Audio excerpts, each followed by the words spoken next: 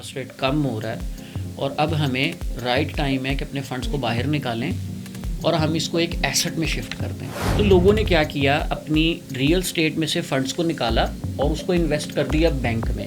Government آپ کی کیونکہ اسٹیبل نہیں تھی اور چیزیں مینیپولیٹ ہو رہی تھیں. کن ریزنس کی وجہ سے پراپرٹی میں بوم آتا ہے اور کن ریزنس کی وجہ سے پراپرٹی میں زوال آتا ہے.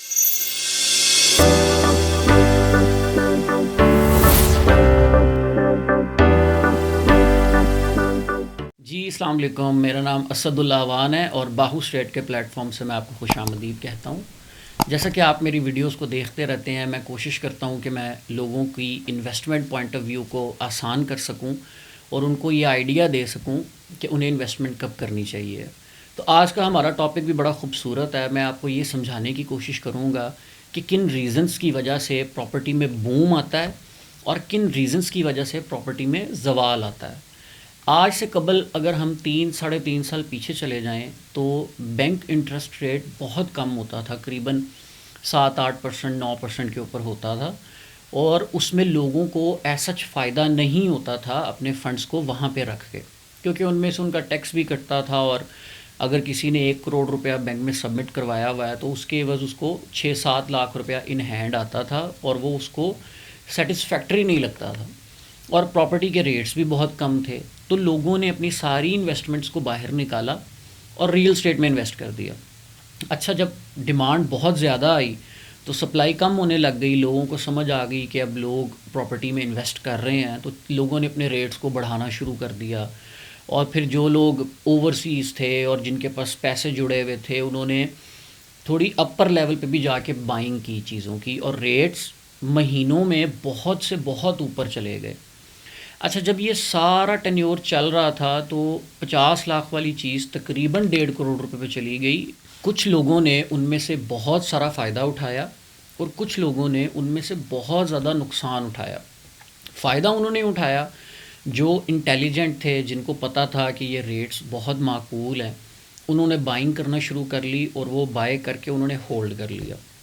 اب جب وہ ڈیمانڈ وہاں پہ زیادہ ہوئی, انویسٹمنٹ آنے لگ گئی, ریٹس اوپر گئے, تو لوگوں نے پھر بھرپور فائدہ اٹھایا اور پھنس وہ لوگ بیچارے گئے جن کو یہ آئیڈیا نہیں تھا کہ اب یہ بلون بہت زیادہ پھول چکا ہے اور اب اس نے پھٹنا ہی پھٹنا ہے.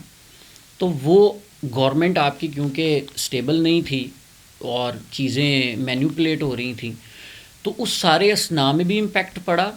دین گورنمنٹ نے انٹرسٹ ریٹ کو بڑھانا شروع کر دیا کیونکہ انہوں نے اپنے خزانوں میں پیسے شو کرنے تھے IMF کو اور انٹرنیشنل لیول پہ کہ ہمارے پاس اتنے فنڈز موجود ہیں, تو انہوں نے انٹرسٹ ریٹ کو بڑھانا شروع کر دیا.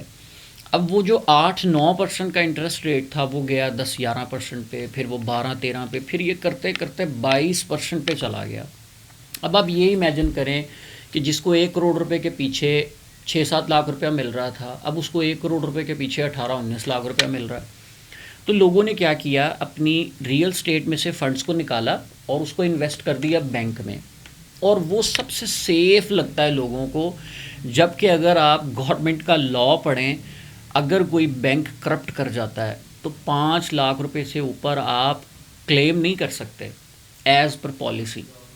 لیکن لوگوں کو پھر بھی وہ سب سے زیادہ سیف اینڈ سیکیور لگتا ہے کہ جی ہم نے 1 کروڑ روپیہ سبمٹ کروایا ہوا ہے, ہم جب چاہیں گے 1 کروڑ روپیہ نکال لیں گے اور ہمیں ایک ہینڈسم پروفٹ بھی آ رہا ہے.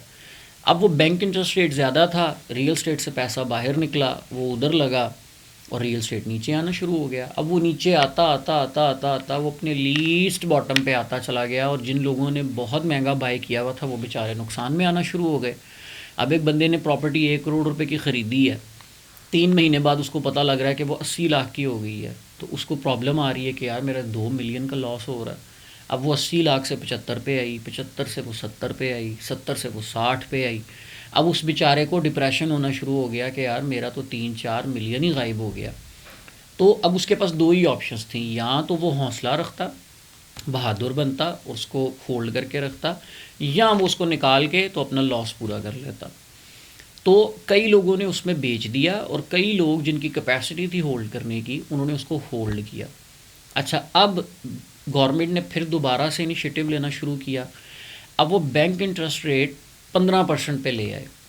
اب لوگوں کو پھر تھوڑا تھوڑا ہونا شروع ہو رہا ہے کہ یار اب انٹرسٹ ریٹ کم ہو رہا ہے اور اب ہمیں رائٹ ٹائم ہے کہ اپنے فنڈس کو باہر نکالیں اور ہم اس کو ایک ایسٹ میں شفٹ کر دیں. تو جو میری ویڈیو کا ٹاپک تھا کہ بوم کیسے آتا ہے اور زوال کیسے آتا ہے، تو بوم اس طرح سے آتا ہے کہ جب آپ کا انٹرسٹ ریٹ بہت کم ہو، لوگوں کے پاس اپرچونیٹیز نہ ہوں، تو پھر وہ ایک ریئل اسٹیٹ ایسٹ میں آتے ہیں. اگر تو ہماری کنٹری میں بہت ساری انڈسٹریز لگ رہی ہوں، جیسے ایپل کی مینوفیکچرنگ یہاں پہ ہو رہی ہو اور دوسری انڈسٹریز لگ رہی ہوں، پھر تو میں آپ کو یہ مشورہ دوں گا کہ آپ انڈسٹری میں لگائیں. چونکہ یہاں پہ ایسا انڈسٹریز نہیں ہیں، آپ کو اگر کوئی کام کرنا ہے تو وہ ایک نئی فیلڈ ہے، اس میں آپ کو پراپر جانا پڑے گا، تو وہ بڑا ٹف ہو جاتا ہے. ریئل اسٹیٹ میں اگر آپ کسی کے ساتھ ان ٹچ ہیں تو آپ کو پراپر گائیڈنس ملتی رہتی ہے کہ کس وقت ہمیں بائی کر دینا چاہیے اور کس وقت ہمیں نکل جانا چاہیے.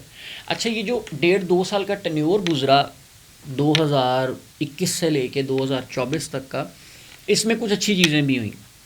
فار ایگزامپل، جو یہاں وہاں سے لوگ آئے ہوئے تھے دوسری فیلڈ سے، انہوں نے 10-15 لاکھ روپے کا ایک آفس کا سیٹ اپ ڈالا اور انہوں نے کہا کہ پراپرٹی ریئل اسٹیٹ سے اچھا تو بزنس ہی کوئی نہیں ہے.